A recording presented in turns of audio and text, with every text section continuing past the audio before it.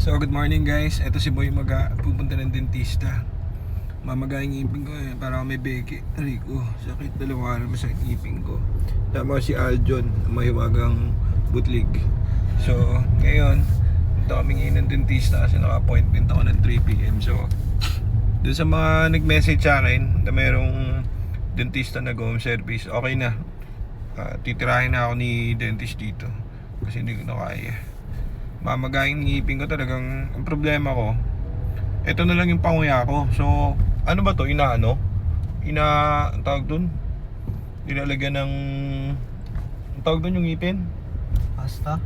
Hindi pasta, ang tawag dito yung ngipin din, yung kapalit. Pustiso? Pustiso, yung bagang. Wala na akong bagang sa kabila, sa right side dito.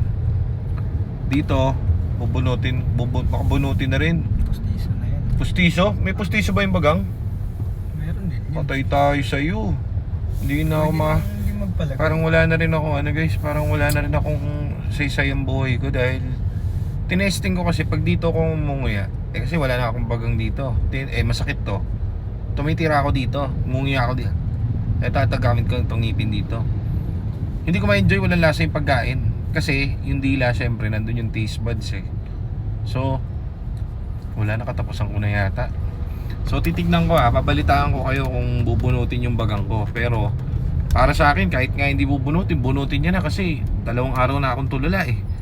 Para akong para akong pagkagabi, kanina na nakatulog ako mga 5 AM. Kasi binamatsagan ko rin yun sa Bicol. So o nga pala, shoutout dun sa mga tiga Bicol. Nag-iisip ako ng way kung paano makatulong